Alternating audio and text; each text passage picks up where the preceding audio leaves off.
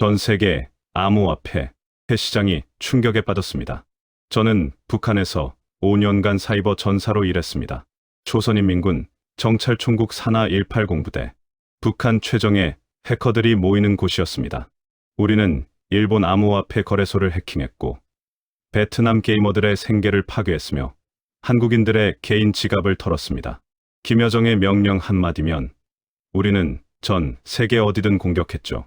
하지만 제가 목숨을 걸고 남한에 와서 밝히는 북한 사이버 부대의 충격적 실상이 있습니다. 이 이야기가 궁금하시다면 좋아요, 구독 부탁드리고 어디서 시청하고 계신지 함께 댓글로 남겨주세요. 여러분의 관심이 큰 힘이 됩니다. 그럼 이야기 시작하겠습니다. 저는 지금 서울 강남의 한 사이버 보안 회사로 출근하고 있습니다. 지하철 2호선 설릉역 아침 8시 30분. 정장을 입은 사람들이 빠르게 계단을 오르내리고 편의점에서는 따뜻한 커피 향이 풍겨오죠. 평범한 출근길입니다. 하지만 불과 8개월 전만 해도 저는 이런 일상을 상상조차 할 수 없었어요. 제 손에는 노트북 가방이 들려 있습니다. 이 노트북으로 저는 지금 북한의 사이버 공격을 막는 일을 하고 있어요. 아이러니하죠. 왜냐하면 강민혁 씨, 오늘 오전 10시에 미팅 있으셔? 동료가 밝게 인사합니다. 강민혁, 제 새 이름입니다. 남한에서 받은 이름이에요. 네, 알고 있습니다. 저는 웃으며 대답하지만 가슴 한편이 무겁습니다. 오늘 미팅은 특별하거든요. 제가 직접 해킹했던 피해자를 만나는 자리니까요. 2023년 저는 평양에 있었습니다. 조선인민군 정찰총국 산하 180부대, 북한 최정예 사이버전 부대의 해커였어요. 제 손끝에서 수억 달러가 움직였고 전 세계 암호화폐 거래소들이 떨었죠. 하지만 그때 저는 알지 못했습니다. 제가 해킹한 그 숫자들 뒤에 진짜 사람들이 있다는 것을요. 김중희 동무, 이번 목표는 한국 개인 투자자들이요. 상급자의 목소리가 차갑게 울립니다. 네, 알겠습니다. 저는 대답했습니다. 그저 명령일 뿐이었으니까요. 그땐 그렇게 생각했어요. 하지만 어느 날 밤, 제가 몰래 접속한 VPN을 통해 한 영상을 보게 됩니다. 한국의 한 중년 남성이 카메라 앞에서 울고 있었어요. 평생 모은 2천만 원을 비트코인에 투자했다가 해킹당했습니다. 제 딸 대학 등록금이었는데 그의 목소리가 떨렸습니다. 그 순간 저는 깨달았습니다. 제가 지은 건 숫자가 아니라 한 가족의 미래였다는 것을요. 엘리베이터가 20층에 멈춥니다. 회사 로비가 보이네요. 깨끗한 유리창 너머로 서울 시내가 펼쳐져 있습니다. 강 대리님, 커피 한잔 하실래요? 아, 네. 감사합니다. 이 자유로운 대화, 이 평범한 일상, 이걸 얻기 위해 저는 목숨을 걸었습니다. 2024년 3월, 영하 15도의 두만강을 건넜어요. 북한 국경의 CCTV를 제 손으로 해킹하면서요. 중위 동무, 나가면 죽는다는 거 알고 있겠지? 선배의 경고가 귓가에 맴돕니다. 알고 있습니다. 하지만 여기 있어도 이미 죽은 거나 마찬가지니까요. 제 대답이었습니다. 제 책상에 앉습니다. 모니터를 켭니다. 화면에 오늘의 일정이 떠오르네요. 오전 10시 피해자 박준호 씨 면담. 손이 떨립니다. 오늘 만날 박준호 씨는 제가 2023년에 해킹한 피해자입니다. 3천만 원의 이더리움을 잃었던 분이죠. 그분은 아직 제가 그 해커였다는 걸 모릅니다. 죄송합니다. 저는 작게 중얼거립니다. 북한식 발음이 튀어나오네요. 죄송이 아니라 죄송인데. 8개월이 지났지만 제 이야기는 단순한 탈북기가 아니에요. 북한 최정예 해커가 어떻게 전 세계를 상대로 범죄를 저질렀는지, 그리고 어떻게 양심을 되찾고 자유를 선택했는지를 들려드리려고 합니다. 여러분의 관심이 더 많은 진실을 세상에 알리는 힘이 됩니다. 지금부터 제가 경험한 모든 것을 숨김없이 이야기하겠습니다. 코드 한 줄로 수억 원을 훔쳤던 제 손이 이제는 그 공격을 막는 일을 합니다. 이것이 속죄의 시작입니다. 2020년 가을, 저는 평양 대동강구역의 한 지하 시설에서 눈을 떴습니다. 새벽 5시, 기상 나팔 소리가 복도에 울려 퍼지죠. 전원 기상. 오늘은 김정은 원수님께서 직접 지시하신 훈련이 있다. 조장의 목소리가 날카롭습니다. 저는 재빠르게 침대에서 일어나 군복을 입었어요. 옆 침대에 리혁철 상위가 하품을 하며 눈을 비빕니다. 또 시작이네. 김중희. 어제 과제는 다 풀었어? 네, 형님. 러시아 은행 방화벽 우회 코드요. 새벽 2시에 완성했습니다. 저는 작게 대답했습니다. 여기는 조선인민군 정찰총국 산하 180부대 겉으로는 평범한 아파트처럼 보이지만 지하 3층에는 북한 최정예 해커들이 모여 있어요. 전국에서 선발된 30여 명. 우리는 컴퓨터 천재들이었죠. 세면장에서 찬물로 얼굴을 씻습니다. 거울 속 제 얼굴이 보이네요. 23살. 김책공업종합대학을 수석으로 졸업하고 이 부대에 배속된 석 달째였습니다. 자랑스러운 조선의 사이버, 전사 동무들. 아침, 조회 시간입니다. 박, 대좌가 단상에 올라섭니다. 50대 중반. 9세대 군인이지만 우리의 가치를 누구보다 잘 아는 사람이에요. 오늘부터 본격적인 작전에 투입된다. 목표는 일본 도쿄의 암호화폐 거래소다. 일본이라는 단어의 훈련실이 술렁입니다.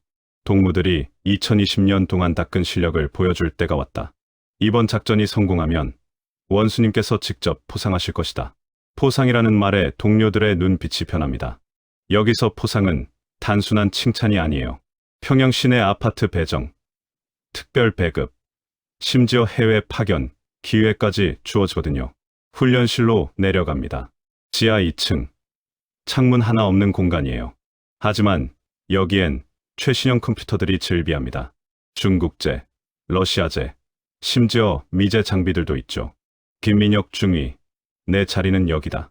제 앞에 삼성 모니터 3대가 놓여 있습니다. 아이러니하죠. 나만 제품으로 나만을 공격하는 거니까요. 키보드에 손을 올립니다. 익숙한 감촉이에요. 제가 처음 컴퓨터를 만진 건 12살 때였습니다. 아버지가 중국에서 밀수입한 낡은 노트북이었어요. 그때부터 저는 코드의 세계에 빠졌죠. 숫자와 문자가 만들어내는 무한한 가능성이요. 자, 집중하라. 목표는 도쿄 소재 비트 재팬 거래소다. 박 대좌가 화면에 거래소 정보를 띄웁니다. 이 거래소에는 현재 약 8천만 달러 상당의 비트코인과 이더리움이 보관되어 있다. 우리는 그중 1억 2천만 달러어치를 탈취할 것이다. 1억 2천만 달러. 북한 돈으로 환산하면 계산이 안 되는 액수입니다. 방법은? 리혁철 상위가 묻습니다. 스피어 피싱이다. 거래소 직원들의 이메일을 해킹해서 내부 접속 권한을 얻는 거지. 김민혁 중위, 내가 선봉에 서라. 네, 알겠습니다. 저는 고개를 끄덕입니다. 심장이 빨리 뜁니다. 설렘일까요? 두려움일까요? 작업이 시작됩니다. 제 손가락이 키보드 위에서 춤을 춥니다. 타닥타닥타닥. 코드가 화면을 채워나가요. 먼저 거래소 직원들의 SNS를 파악합니다. 페이스북, 링크드인, 트위터. 북한에서는 금지된 사이트들이지만 우리에겐 VPN이 허락되어 있어요. 야마다 켄지, 32세, 시스템 관리자. 취미는 낚시. 저는 중얼거립니다. 정보를 수집하죠. 그리고 일주일 후, 야마다 씨, 안녕하세요. 저는 일본 국세청에서 근무하는 다나카입니다. 귀하의 세금 환급 건으로 연락드렸습니다. 저는 완벽한 일본어로 피싱 메일을 작성합니다. 김책대학에서 4년 동안 배운 일본어가 드디어 쓸모가 있네요. 메일 전송, 기다림, 그리고 클릭했다. 제 옆에 최하사가 소리칩니다. 야마다 켄지가 악성 링크를 클릭한 겁니다. 좋아. 이제 고난을 탈취한다. 박 대좌의 지시가 떨어집니다. 그날 밤 우리는 성공했습니다. 비트재팬 거래소의 핫 월렛에 접근해서 1억 2천만 달러어치의 암호화폐를 북한의 비밀 지갑으로 전송했어요. 성공이다. 원수님께 즉시 보고하라. 박 대좌가 환호합니다. 훈련실이 들썩이죠. 동료들이 서로 얼싸안고 기뻐합니다. 저도 웃었어요. 그땐 그게 자랑스러웠으니까요. 일주일 후 포상식이 있었습니다. 김정은 원수님께서 직접 보내신 선물이다. 우리 앞에 놓인 건 삼성 갤럭시 최신 모델 중국산 명품 시계 그리고 현금 500달러였어요. 그리고 김민혁 중위. 네. 너는 특별히 대성구역 신축 아파트 1호를 배정받았다. 순간 숨이 멎는 것 같았습니다. 평양 시내 아파트라니. 감사합니다. 원수님께 충성을. 저는 큰 소리로 외쳤습니다. 하지만 그날 밤 숙소로 돌아와 침대에 누워 생각했어요. 나는 무엇을 한 거지? 제가 해킹한 비트재팬 거래소. 그곳에 돈을 맡긴 사람들은 누구일까요? 일본의 평범한 직장인들, 대학생들? 제 머릿속에 야마다 켄지의 얼굴이 떠올랐습니다. 그는 제 나이 또래였어요. 아마 지금쯤 직장에서 엄청난 질책을 받고 있겠죠. 아니야. 나는 조국을 위해 일한 거야. 저는 스스로를 다독였습니다. 하지만 가슴 한편이 무거웠습니다. 그게 시작이었어요. 의심의 씨앗이 싹트기 시작한 거죠. 2022년 3월, 저는 이제 중위 계급장 2개를 달고 있었습니다. 1년 반 동안 5번의 해킹 작전을 성공시켰고, 부대에서 가장 촉망받는 해커가 되었어요.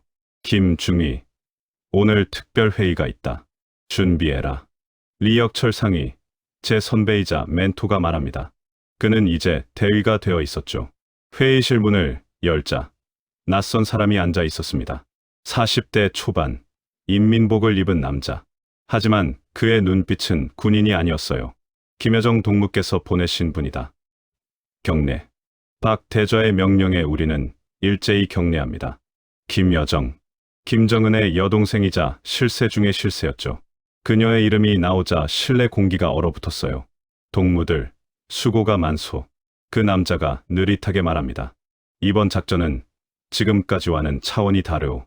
목표 금액은 6억 달러요. 6억 달러. 제 귀를 의심했습니다. 지금까지 우리가 탈취한 최대 금액이 2억 달러였거든요. 목표는 베트남의 엑시 인피니트라는 게임 회사요. 정확히는 그들의 로닌 브리지라는 블록체인 시스템이요. 화면에 엑시 인피니티의 정보가 뜹니다.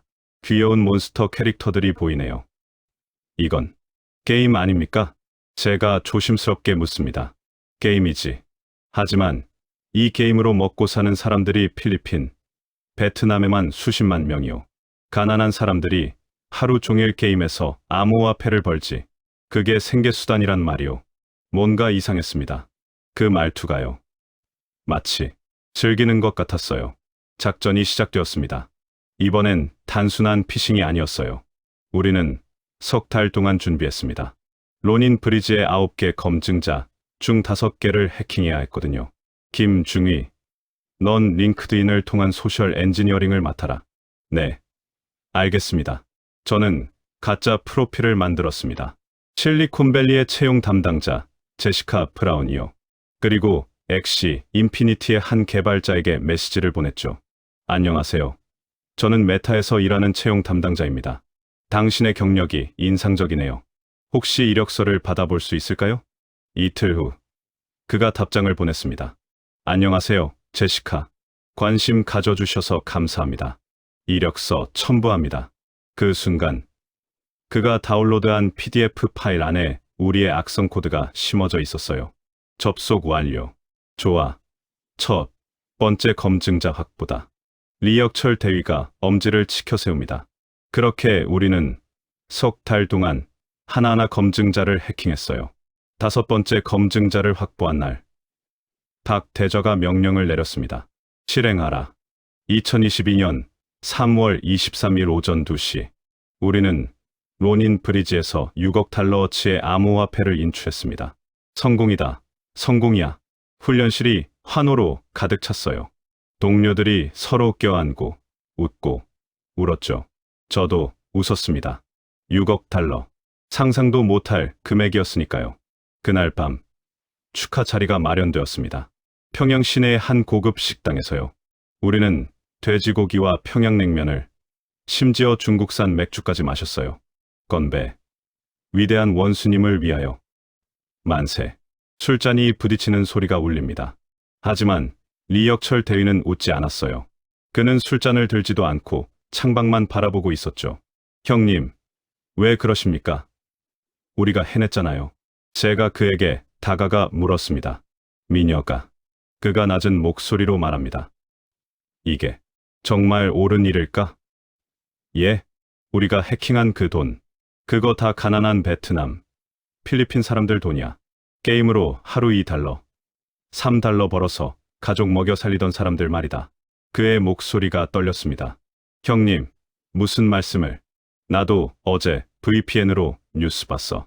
베트남에서 한 젊은 엄마가 자살했대. 액시로 번 돈 전부 잃었다고. 아기 분유 살 돈이 없어졌다고. 순간 숨이 막혔습니다.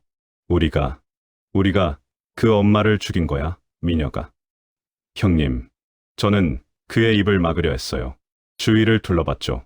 다행히 아무도 듣지 못한 것 같았습니다. 형님, 그런 말씀 하시면 안 됩니다. 우린 조국을 위해, 조국. 우리가 훔친 그 돈이 인민한테 가? 아니지. 핵무기 만드는 데 쓰이고, 김정은 일가의 사치품 사는 데 쓰이지. 리혁철 대위의 눈에 눈물이 고였습니다. 형님, 제발, 미안하다, 미녀가. 난 더 이상 못하겠어. 그날 밤, 저는 잠을 이룰 수 없었습니다. 창밖으로 평양의 야경이 보였어요. 어두운 도시, 가로등도 제대로 켜지지 않는 거리들. 베트남 엄마가 자살했다고? 제 손이 떨렸습니다. 일주일 후, 리혁철 대위가 사라졌습니다. 리 대위 동무는 반당반혁명 행위로 체포되었다. 박 대좌의 냉랭한 발표였어요. 그는 적대 세력과 내통하고 조국을 배신하려 했다.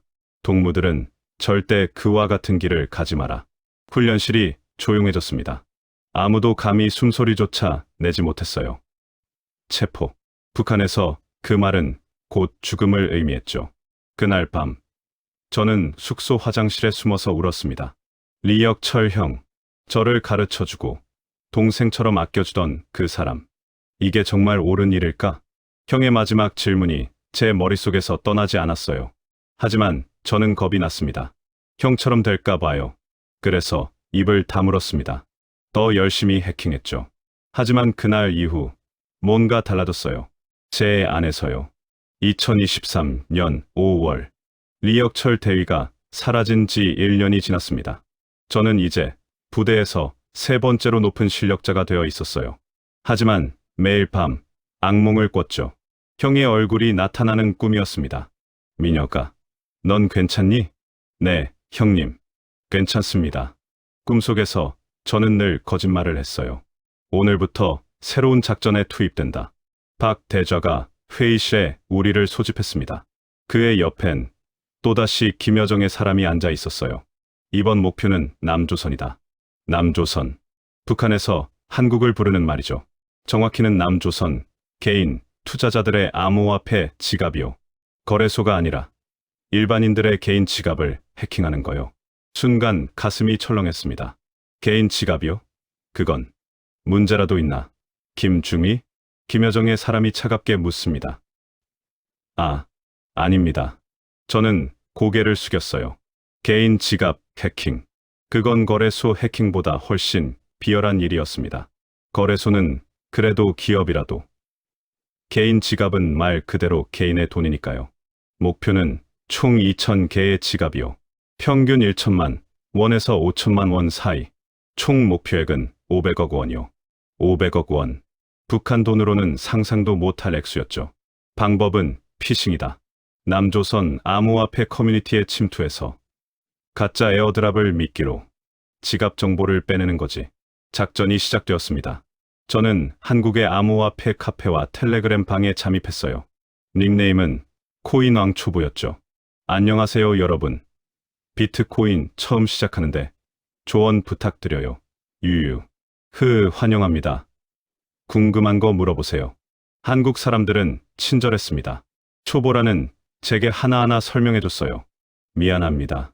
저는 속으로 중얼거렸습니다. 2주일 후, 저는 신규 코인 에어드랍 공지를 올렸어요. 긴급 메타마스크 지갑 연결하면 50만 원어치 코인 무료 증정. 낚시였습니다. 클릭 한 번이면 그들의 지갑 정보가 우리에게 넘어오는 거였죠. 첫날 23명이 클릭했습니다. 좋아. 계속 진행해라. 박 대좌의 지시가 떨어집니다. 일주일 만에 200명. 한 달 만에 1,000명. 화면에 숫자들이 쌓여갑니다. 김중희, 수고했다. 벌써 절반을 달성했어. 네. 하지만 저는 기뻐할 수 없었어요. 어느 날 밤, 저는 몰래 VPN을 켰습니다. 북한에서는 절대 금지된 행동이지만 180 부대 해커들에겐 비밀스럽게 허용되는 특권이었어요. 유튜브에 접속했습니다. 그리고 검색창에 입력했죠. 암호화폐 해킹 피해. 수많은 영상이 떴습니다. 그중 하나를 클릭했어요. 여러분, 저 오늘 정말 힘든 일이 있었습니다. 화면, 속 남자는 50대 초반으로 보였어요. 눈이 충혈되어 있었죠. 제가 평생 모은 3천만 원을 이더리움에 투자했습니다. 제 딸아이 대학 등록금이었어요. 그의 목소리가 떨렸습니다. 그런데 어제 알 수 없는 곳으로 전부 빠져나갔습니다. 해킹당했습니다. 카메라 앞에서 그가 울기 시작했어요. 제 딸이 이번 학기에 휴학해야 한대요. 등록금이 없어서요. 저는 화면을 멈출 수 없었습니다. 저는 어떻게 해야 할지 모르겠습니다. 경찰에 신고했지만 북한 해커들이 한 거라 추적이 불가능하대요. 북한 해커. 바로 저였습니다. 손이 떨렸어요. 마우스를 잡은 손이 땀으로 젖었죠. 댓글창을 내렸습니다. 힘내세요, 유유. 아, 너무 안타깝네요. 북한 새끼들 진짜. 그 순간 제가 무엇을 하고 있는지 정확히 깨달았습니다. 저는 범죄자였어요.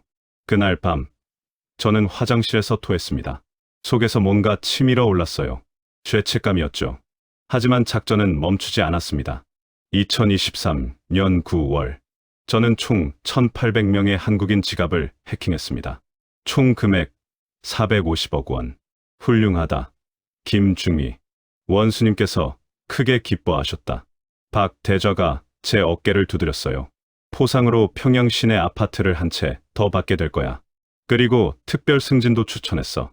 감사합니다. 저는 고개를 숙였습니다. 아파트, 승진. 예전 같았으면 기뻤을 거예요.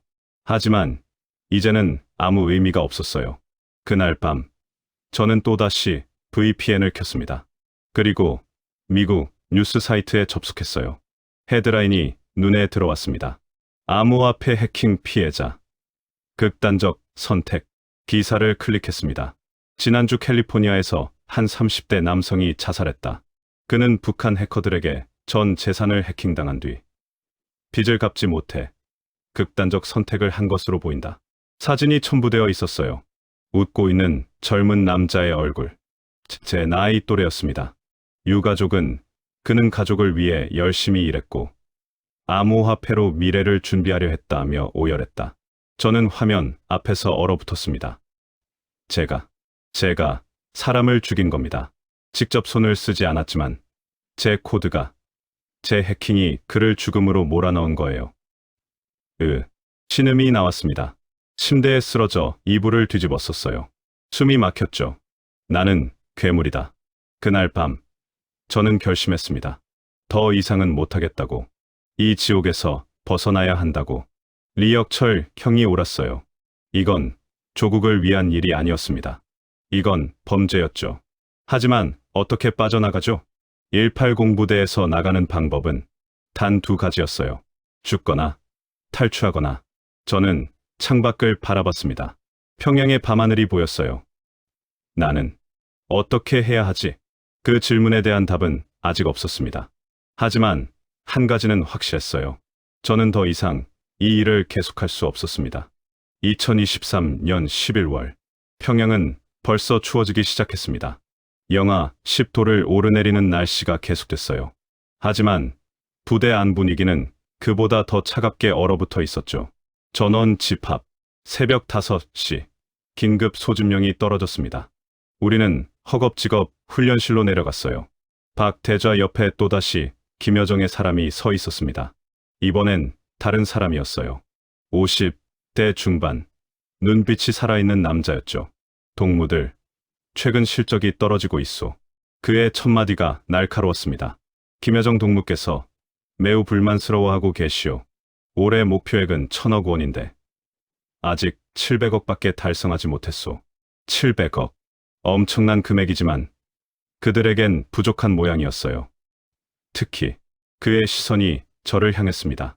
김민혁, 중위, 내 최근 작업 속도가 느려졌다는 보고를 받았소. 가슴이 철렁했습니다. 죄송합니다. 더 열심히 하겠습니다. 열심히? 열심히로 되는 게 아니오. 결과가 필요하단 말이오. 그가 책상을 탁 쳤습니다. 다음 달까지 개인별로 50억씩 더 달성해야 하오. 못하면, 알겠지? 못하면 어떻게 되는지. 우리는 모두 알고 있었어요. 리혁철 형의 운명을 봤으니까요. 회의가 끝나고 저는 제 자리로 돌아왔습니다. 손이 떨렸어요. 키보드 위에 올린 손이 말을 듣지 않았죠. 50억, 또 50억. 그건 또 수백 명의 사람들을 파멸시키는 거였습니다. 그날 밤, 저는 몰래 VPN을 켰습니다. 유튜브에 접속했어요. 요즘 저는 매일 밤 이렇게 외부 세계를 들여다봤죠. 추천 영상 중 하나가 눈에 띄었습니다. 탈북민이 말하는 남한 생활의 진실. 클릭했습니다. 화면에 20대 여성이 나타났어요. 밝게 웃으며 카페에 앉아 있었죠. 안녕하세요, 여러분. 저는 5년 전에 탈북한 박지영입니다. 그녀의 얼굴에는 자유가 넘쳐 흘렀어요. 오늘은 제가 남한에서 겪은 일들을 이야기해 볼게요. 처음 왔을 때는 정말 힘들었어요. 말투도 달랐고 모르는 게 너무 많았죠. 그녀가 웃었습니다. 하지만 여기는 자유롭습니다. 제가 하고 싶은 일을 할 수 있어요. 누구도 제 생각을 통제하지 않죠. 화면 속 그녀가 커피를 마셨어요. 그냥 커피를 마시는 것뿐인데 왜 이렇게 부러운지 모르겠어요. 지금 저는 대학교에 다니고 있어요. 사회복지학을 공부하고 있죠. 언젠가 북한에 남은 사람들을 돕고 싶습니다. 눈물이 흘러내렸습니다. 저도 저렇게 살고 싶었어요. 댓글창을 내렸습니다. 응원합니다. 탈북하신 거 정말 잘하셨어요. 자유를 누리세요. 자유. 그 단어가 가슴에 박혔습니다. 다음 날부터 저는 계획을 세우기 시작했습니다. 탈북. 리혁철 형이 시도했다가 실패한 그것을요. 하지만 저는 형과 달랐어요. 저는 해커였죠. 북한 최고의 해커 중 한 명이었습니다. 국경의 CCTV 시스템, 중국 쪽 감시망, 브로커 연락망. 제 머릿속에서 계획이 짜여지기 시작했어요. 먼저 필요한 건 돈이었습니다. 탈북에는 최소 3,000달러가 필요하다고 들었어요. 저는 몰래 작은 금액들을 빼돌리기 시작했습니다. 해킹으로 탈취한 암호화폐 중 아주 작은 부분을요. 들키지 않을 정도로만요. 한 달 동안 저는 5,000달러를 모았습니다. 그리고 중국 쪽 브로커와 연락을 취했어요. 다크웹을 통해서요. 북한에서 나가고 싶다. 가능한가? 가능하다. 하지만 위험하다. 돈은 얼마나 있나? 5,000달러. 충분하다. 신해주 쪽으로 와라. 연락할 것이다. 대화는 암호화폐로 진행됐어요. 추적이 불가능한 방식이었죠. 2023년 12월 20일. 저는 결심했습니다. 2024년 3월에 탈북하기로요. 그 전에 해야 할 일이 하나 있었어요. 제게는 여동생이 있었습니다. 민지. 19살. 평양이과대학에 다니는 똑똑한 아이였죠. 저는 편지를 썼습니다. 결코 보낼 수 없는 편지를요. 민지야. 오빠가 이 편지를 쓸 때 넌 아마 잠들어 있을 거야. 오빠는 너에게 미안한 게 너무 많아. 좋은 오빠가 되어주지 못했어. 오빠가 지금 하는 일은 범죄야. 전 세계 사람들을 괴롭히는 일이지. 처음엔 조국을 위한 일이라고 믿었어. 하지만 아니었어. 민지야. 오빠는 이제 떠나려고 해. 아주 먼 곳으로. 너는 꼭 의사가 되렴. 그리고 사람들을 살려줘. 오빠가 해치지 못한 사람들을 말이야. 아빠. 엄마한테는 오빠가 미안하다고 전해줘. 불효자라고. 언젠가 우리가 자유로운 곳에서 다시 만날 수 있길 바란다. 사랑한다. 민지야. 오빠가 편지를 접었습니다. 손이 떨렸어요. 이 편지는 민지에게 갈 수 없었죠. 만약 발각되면 민지까지 위험해지니까요. 저는 편지를 태워버렸습니다. 재떨이에서 종이가 타들어가는 걸 지켜봤어요. 검은 채만 남았습니다. 그날 밤, 저는 마지막으로 평양 거리를 걸었습니다. 대동강변을 따라 걸으며 이 도시를 눈에 담았어요. 제가 태어나고 자란 곳. 하지만 저를 괴물로 만든 곳이기도 했죠. 안녕, 평양. 저는 작게 중얼거렸습니다. 김일성 광장이 보였어요. 그 거대한 초상화들이 어둠 속에서 빛나고 있었죠. 저는 더 이상 당신들의 도구가 아닙니다. 바람이 불었습니다. 차가운 겨울바람이요. 돌아가는 길, 저는 다짐했습니다. 반드시 성공한다. 그리고 내가 해친 사람들에게 용서를 구한다. 숙소로 돌아왔어요. 동료들은 모두 자고 있었죠. 저는 노트북을 켰습니다. 그리고 탈출 계획을 최종 점검하기 시작했어요. 국경 CCTV, 해킹 방법, 중국 공안 순찰 시간표, 브로커 연락처, 탈출 루트. 모든 게 준비되었습니다. 이제 실행만 남았어요. 새벽 3시. 저는 창밖을 바라봤습니다. 평양의 밤하늘에 별이 보였어요. 저 별 너머에는 자유가 있겠지. 그렇게 믿었습니다. 3개월 후. 저는 이 지옥을 떠날 것입니다. 살아서 갈 수 있을지, 죽어서 갈 수 있을지는 몰랐어요. 하지만 여기 남는 것보다는 나았습니다. 제 손을 바라봤습니다. 이 손으로 수천 명을 파멸시켰죠. 하지만 이 손으로 이제는 저 자신을 구해야 했습니다. 그날 밤, 저는 처음으로 평화롭게 잠들었습니다. 악몽이 나타나지 않았어요. 대신 꿈을 꿨습니다. 자유로운 세상에서 커피를 마시며 웃고 있는 제 모습을요. 2024년 3월 15일. 그날은 금요일이었습니다. 저는 평소처럼 출근했어요. 180부대 지하 훈련실로 내려가 컴퓨터 앞에 앉았죠. 하지만 제 가슴 속에는 누구도 모르는 비밀이 들어 있었습니다. 오늘 밤, 저는 이곳을 떠날 것이었어요. 김중희. 오늘 표정이 좋은데 무슨 좋은 일 있어? 옆자리 최하사가 물었습니다. 아, 그냥 날씨가 좋아서요. 거짓말이었습니다. 밖에는 눈이 내리고 있었어요. 하지만 최하사는 그냥 웃고 넘어갔죠. 오후 5시. 근무가 끝났습니다. 다들 수고했다. 내일 보자. 박 대저의 말에 동료들이 하나둘 자리를 떠났어요. 저도 일어났습니다. 평소와 똑같이요. 하지만 제 노트북 가방 안에는 평소와 다른 게 들어 있었죠. 작은 USB 메모리. 그 안에는 북한의 국경 감시 시스템을 해킹할 수 있는 코드가 담겨 있었습니다. 숙소로 돌아왔어요. 동료들은 저녁을 먹으러 식당에 갔고, 저는 혼자 남았습니다. 이제 시작이다. 가방을 열었습니다. 검은색 패딩 점퍼, 검은색 바지, 등산화, 그리고 작은 배낭 하나. 배낭 안에는 물 2병, 건빵, 손전등, 그리고 노트북이 들어 있었어요. 저녁 7시. 저는 몰래 부대를 빠져나왔습니다. 외출증? 없었어요.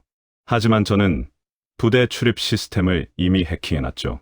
제 이름이 외출 승인 명단에 올라 있었습니다. 김민혁 중위, 외출 가시나요? 경비병이 물었습니다. 네. 어머니가 편찮으셔서요. 그러십니까? 조심히 다녀오십시오. 경비병이 문을 열어줬어요. 심장이 터질 것 같았습니다. 이게 진짜 마지막이구나. 평양 거리를 걸었습니다. 익숙한 거리였죠. 하지만 이제는 낯설게 느껴졌어요. 버스를 탔습니다. 신의주행 버스요. 평양에서 신의주까지는 5시간이 걸렸어요. 버스 안에서 저는 창밖만 바라봤습니다. 지나가는 풍경들, 산, 강, 마을들. 다시는 못 볼 거야. 눈물이 날 것 같았지만 참았어요. 자정, 신의주에 도착했습니다. 여기서 내립니다. 저는 버스에서 내렸어요. 추운 바람이 얼굴을 때렸죠.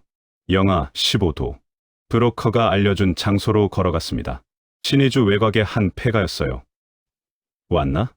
어둠 속에서 목소리가 들렸습니다. 네, 왔습니다. 중국 쪽 브로커였어요. 50대 남자. 담배 냄새가 났죠. 돈은? 여기 있습니다. 저는 배낭에서 USB를 꺼냈어요. 그 안에는 비트코인 지갑 정보가 들어 있었죠. 5,000달러어치 확인했다. 좋아. 브로커가 고개를 끄덕였습니다. 국경까지 안내해 줄 테니 따라와. 하지만 강은 내가 알아서 건너야 해. 알겠습니다. 우리는 어둠 속을 걸었습니다. 1시간쯤 걸었을까요? 압록강이 보였어요. 저기다. 저 강 건너가 중국이야. 브로커가 가리켰습니다. 강은 얼어 있었어요. 하지만 완전히 얼지는 않았죠. 곳곳에 얼음이 깨져 있었습니다. CCTV는 저기, 그리고 저기. 브로커가 세 곳을 가리켰어요. 저는 배낭에서 노트북을 꺼냈습니다. 그리고 전원을 켰죠. 뭐 하는 거야? CCTV를 꺼야죠. 저는 작게 웃었습니다. 손가락이 키보드 위에서 움직이기 시작했어요. 북한의 국경 감시 시스템. 제가 3년간 관리했던 그 시스템이죠. 코드를 입력했습니다. 타닥타닥타닥. 화면에 숫자들이 흘러갔어요. 그리고 접속 완료. 세 대의 CCTV가 제 통제 아래 들어왔습니다. 지금부터 30분간 카메라는 멈춰 있을 겁니다. 녹화된 영상을 반복 재생하도록 해놨어요. 브로커가 놀란 표정으로 저를 봤습니다. 너, 대체 정체가 뭐야? 그냥 해커요. 저는 노트북을 배낭에 넣었습니다. 이제 갑니다. 조심해. 얼음 밑으로 빠지면 끝이야. 알고 있습니다. 저는 강으로 내려갔습니다. 발을 내디뎠어요. 얼음 위로요. 뚜둑. 얼음이 갈라지는 소리가 들렸습니다. 제발 버텨줘. 한 걸음, 두 걸음. 무릎을 꿇고 기어갔어요. 체중을 분산시키기 위해서죠. 손이 얼어붙었습니다. 장갑을 껴도 추위가 파고들었어요. 30m, 20m, 10m. 그때였습니다. 거기서 뒤에서 고함 소리가 들렸어요. 경비병이었습니다. 들켰다. 저는 일어나 뛰기 시작했습니다. 탕. 총소리가 울렸어요. 머리 위로 총알이 지나갔죠. 탕. 탕. 계속 총소리가 들렸습니다. 저는 미친 듯이 뛰었어요. 얼음 위를 구르듯이요. 깍. 발이 얼음 틈에 빠졌습니다. 찬물이 신발로 들어왔어요. 하지만 멈출 수 없었습니다. 다시 기어올랐죠. 그리고 뛰었어요. 5m, 3m. 거의 다 왔어. 뛰어. 중국 쪽에서 브로커가 소리쳤습니다. 마지막 힘을 다해 뛰었어요. 그리고 뛰어올랐습니다. 중국 땅으로요. 눈 위에 쓰러졌습니다. 숨이 차올랐어요. 일어나, 빨리. 북한 경비대가 쫓아올 거야. 브로커가 제 팔을 잡아 끌었습니다. 저는 비틀거리며 일어났어요. 뒤를 돌아봤습니다. 강 건너편에 경비병들이 서 있었어요. 하지만 그들은 건너오지 못했죠. 국경을 넘으면 국제 문제가 되니까요. 성공했다. 성공했어. 저는 중얼거렸습니다. 눈물이 흘러내렸어요. 추위 때문인지 안도 때문인지 모르겠었습니다. 축하한다. 넌 이제 자유야. 브로커가 제 어깨를 두드렸습니다. 자유. 그 단어가 가슴에 박혔어요. 하지만 동시에 무거운 죄책감도 밀려왔죠. 민지야. 엄마. 아빠. 미안해. 북한에 남겨둔 가족들이 떠올랐습니다. 브로커가 저를 차에 태웠어요. 낡은 벤이었죠. 이제 단둥까지 가자. 거기서 다음 계획을 세워. 차가 출발했습니다. 저는 창밖을 바라봤어요. 점점 멀어지는 북한 땅. 제가 태어나고 자란 곳. 하지만 저를 괴물로 만든 곳이기도 했죠. 안녕. 그리고 미안해. 작게 중얼거렸습니다. 차 안에서 저는 젖은 옷을 갈아입었어요. 브로커가 준 옷이었죠. 넌 운이 좋아. 보통 이 시기엔 강이 완전히 얼어붙거든. 총 맞고 죽거나 얼음 밑으로 빠져 죽거나 둘 중 하나지. 감사합니다. 감사는 무슨 돈 받고 하는 일이야. 브로커가 담배를 피웠습니다. 새벽 4시. 단둥에 도착했습니다. 조선족이 운영하는 작은 여관이었어요. 여기서 일주일 숨어 있어. 그동안 다음 루트를 알아볼게. 다음 루트요? 한국 가려면 동남아시아를 거쳐야 해. 중국에서 바로 갈 순 없어. 중국 공안이 잡으면 북한으로 송환되거든. 가슴이 철렁했습니다. 그럼 아직 안전하지 않다는 건가요? 그렇지. 진짜 자유는 한국 땅을 밟아야 얻는 거야. 브로커가 문을 닫으며 나갔습니다.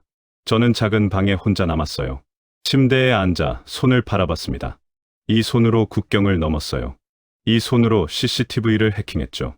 하지만 이 손으로 수천 명을 파멸시켰습니다. 이제부터가 진짜 여행이구나. 창밖으로 중국 도시의 불빛이 보였어요. 낯선 땅. 하지만 자유를 향한 첫걸음이었습니다. 그날 밤, 저는 처음으로 감옥이 아닌 곳에서 잠들었습니다. 악몽이 나타났지만 이번엔 달랐어요. 꿈속에서 저는 계속 걷고 있었습니다. 어둠 속을 걸어 빛을 향해서요. 2024년 4월 5일 단둥의 작은 여관에서 2주를 보낸 저는 드디어 다음 여정을 시작했습니다. 오늘 밤 쿤밍으로 가는 버스를 탄다. 준비됐지? 브로커가 물었어요. 네, 준비됐습니다. 저는 고개를 끄덕였습니다. 하지만 가슴은 불안으로 가득했죠. 쿤밍, 중국 남부의 도시예요. 거기서 라오스 국경으로 넘어가는 게 계획이었습니다. 여기, 새 신분증이야. 브로커가 중국 신분증을 건넸어요. 사진은 제 것이었지만 이름은 달랐죠. 리밍, 중국 조선족이야. 앞으로 넌 이 이름으로 살아. 리밍, 낯선 이름이었습니다. 하지만 이제 김민혁도 아니고 강민혁도 아닌 이름이요. 그날 밤, 저는 긴 버스 여행을 시작했습니다. 40여 시간이 걸렸어요. 창밖으로 중국 대륙이 펼쳐졌죠.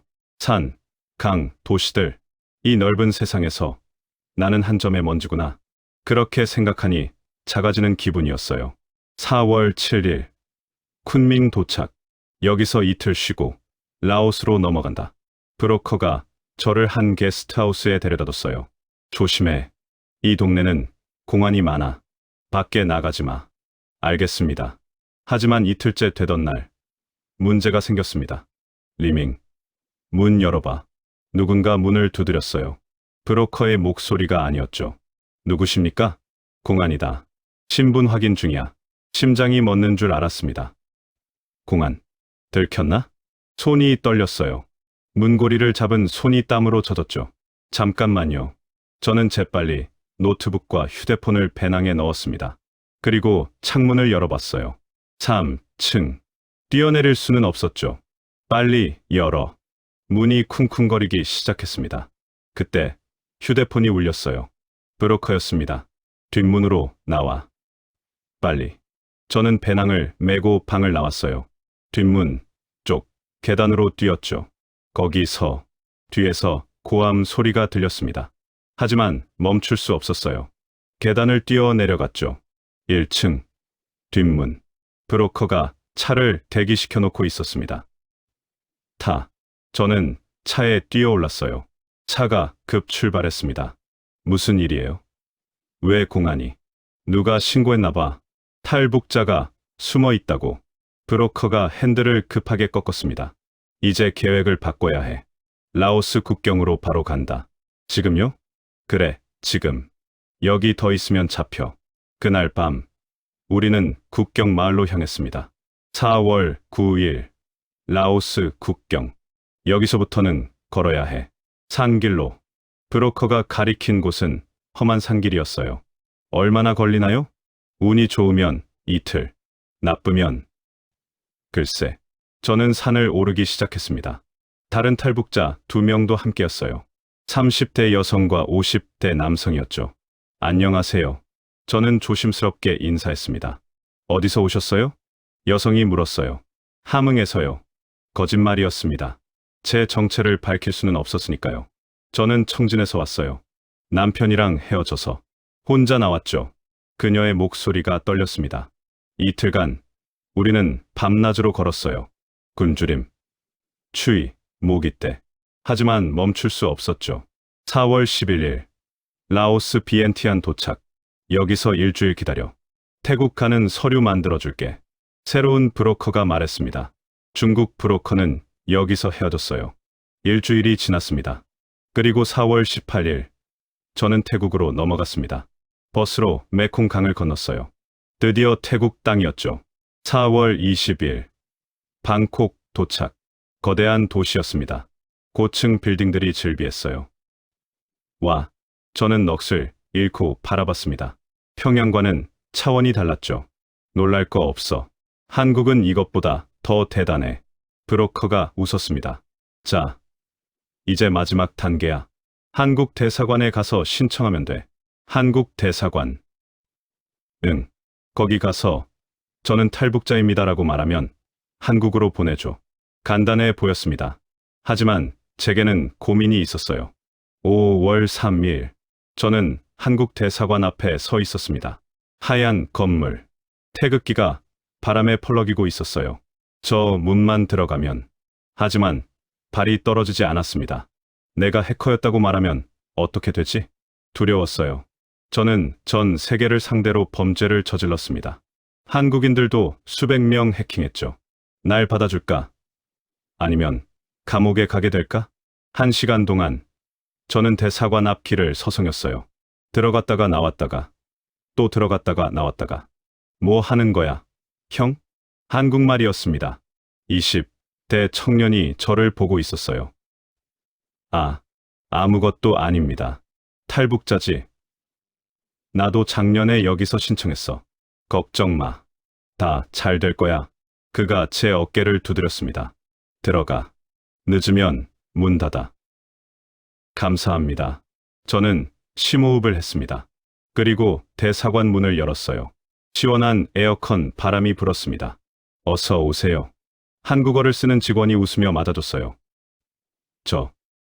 저는 목이 메었습니다. 천천히 말씀하세요. 저는 탈북자입니다. 그 순간 눈물이 터졌어요. 참았던 모든 게 쏟아져 나왔죠. 괜찮아요. 이제 안전해요.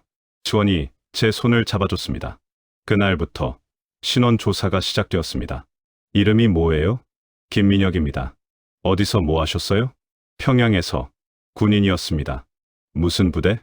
정찰총국 180부대요. 지원의 표정이 굳어졌습니다. 180부대?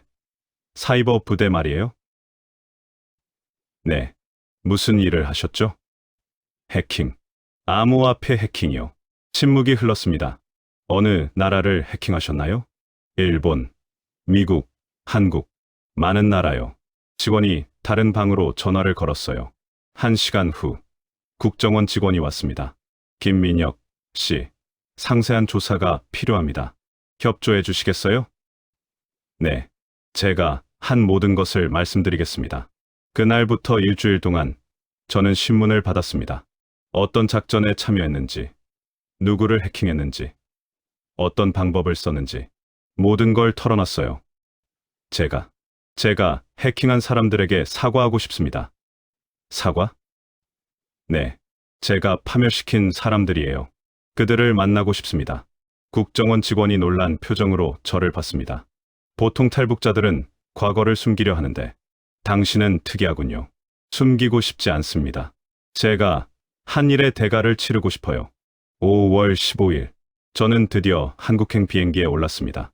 인천공항으로 가는 비행기였어요. 창밖으로 구름이 보였습니다. 이제 진짜 자유구나. 하지만 동시에 무거운 짐도 느껴졌어요. 속죄의 짐이요. 비행기가 이륙했습니다. 저는 눈을 감았어요. 그리고 기도했습니다. 제발, 제가 바른 길을 갈 수 있게 해주세요. 3시간 후, 승객 여러분, 곧 인천공항에 착륙합니다. 안내 방송이 들렸습니다. 저는 창밖을 봤어요. 서울의 불빛이 보였습니다. 자유의 땅, 제 새로운 시작이 기다리는 곳이요. 2024년 5월 16일, 비행기가 인천공항에 착륙했습니다. 바퀴가 활주로에 닿는 소리가 들렸어요. 대한민국에 오신 것을 환영합니다. 기내 안내 방송이 울렸습니다. 대한민국, 제 새로운 조국이었어요. 국정원 직원들이 저를 데리러 나와 있었습니다. 김민혁 씨, 이제부터 하나원에서 3개월간 교육을 받으시게 됩니다. 하나원이요? 네. 북한 이탈주민정착지원사무소예요. 남한 생활을 배우는 곳이죠. 차를 타고 하나원으로 갔어요. 경기도 안성에 있었죠. 도착하니 다른 탈북민들이 보였습니다. 남녀노소 다양했어요. 여기서 한국 사회 적응 교육을 받으시게 됩니다. 돈 관리, 법률, 취업 준비 등이요. 첫날 밤, 저는 제게 주어진 작은 방에서 잠들었습니다. 드디어 안전한 곳에 왔구나. 눈물이 흘러내렸어요. 3개월이 흐르는 동안 저는 많은 것을 배웠습니다. 은행 계좌 만드는 법, 지하철 타는 법, 편의점에서 물건 사는 법. 북한에서는 상상도 못했던 것들이었어요. 김민혁 씨, 편의점은 24시간 열려 있어요. 24시간요? 밤에도요? 네. 언제든지 갈 수 있어요. 충격이었습니다. 평양에서는 저녁 8시면 모든 게 문을 닫았거든요. 그리고 가장 놀라웠던 건 인터넷이었습니다. 여기선 VPN 없이도 유튜브를 볼 수 있어요? 당연하죠. 원하는 거 다 볼 수 있어요. 저는 처음으로 자유로운 인터넷을 경험했어요. 검색창에 무엇이든 칠 수 있었죠. 김정은, 북한 인권, 탈북자 이야기. 이게 자유구나. 하지만 동시에 제 과거도 마주해야 했습니다. 엑시 인피니티 해킹을 검색했어요. 수많은 기사가 나왔습니다. 북한 해커들, 6억 달러 탈취, 베트남 게이머들 생계 위협, 암호화폐 시장 충격. 제가 한 일이었습니다. 8월 15일 하나원 교육이 끝났습니다. 저는 서울로 나왔어요. 정부에서 지원해주는 작은 원룸이었죠. 이제부터 혼자 사시게 됩니다. 정착금으로 800만 원 드릴게요. 800만 원. 엄청난 돈이었어요. 하지만 저는 그 돈을 쓰기가 두려웠습니다. 이 돈으로 제가 해킹한 사람들을 도와야 하는 게 아닐까? 구직 활동을 시작했습니다. 하지만 쉽지 않았어요. 탈북자라서 안 됩니다. 경력이 없으시네요. 죄송합니다. 거절의 연속이었죠. 한 달이 지났습니다. 그러던 중 한 통의 전화가 왔어요. 김민혁 씨. 저는 사이버 보안 회사 시큐리티 코리아의 박 팀장입니다. 네. 안녕하세요. 국정원을 통해 연락받았습니다. 북한 해킹 패턴을 아시는 분이 필요한데 면접 보러 오실 수 있나요? 제 전문성을 인정해주는 곳이 있었던 겁니다. 면접장에 갔어요. 북한 180 부대에서 일하셨다고요? 네. 맞습니다. 어떤 해킹 기법을 사용하셨나요? 저는 솔직하게 대답했습니다. 스피어 피싱, 랜섬웨어, 제로데이 공격. 우리 회사에서 북한 해킹을 막는 일을 하고 있습니다. 당신의 경험이 큰 도움이 될 겁니다. 저를 받아주시는 건가요? 네. 환영합니다. 9월 1일. 저는 첫 출근을 했습니다. 강남의 고층 빌딩, 밝은 사무실, 웃으며 인사하는 동료들. 이게 제 삶이구나. 믿기지 않았어요. 회사에서 저는 북한 해킹 방어 시스템을 구축했습니다. 제가 사용했던 기법들을 역으로 활용해서 막는 거였어요. 김 대리님, 이 방어 코드 정말 효과적이네요. 감사합니다. 동료들은 제 과거를 자세히 모르고 있었어요. 탈북자라는 것만 알았죠. 10월 5일, 저는 드디어 용기를 냈습니다. 제가 해킹했던 피해자를 찾기 시작한 거예요. 국정원의 도움으로 한 분을 찾았습니다. 박준호 씨, 52세, 3천만 원의 이더리움을 잃으신 분이었어요. 만나주실 수 있을까요? 누구십니까? 제가 설명 드리고 싶습니다. 강남의 한 카페에서 만났습니다. 박준호 씨는 지친 표정으로 앉아 계셨어요. 저는 강민혁이라고 합니다. 저는 제 새 이름을 말했어요. 무슨 일로 저를 찾으셨나요? 저는 탈북자입니다. 그리고 숨을 깊이 들이마셨어요. 제가 당신의 암호화폐를 해킹했습니다. 침묵이 흘렀습니다. 박준호 씨가 저를 빤히 쳐다봤어요. 뭐라고요? 2023년. 저는 북한 해커였습니다. 당신의 지갑을 해킹한 사람이 저예요. 이게 무슨... 그의 손이 떨렸습니다. 죄송합니다. 저는 고개를 숙였어요. 그리고 바닥까지 엎드렸죠. 정말 죄송합니다. 제가 당신의 미래를 파괴했습니다. 눈물이 쏟아졌습니다.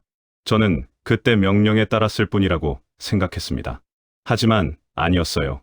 그건 범죄였고 저는 가해자입니다. 박준호 씨가 말이 없었어요.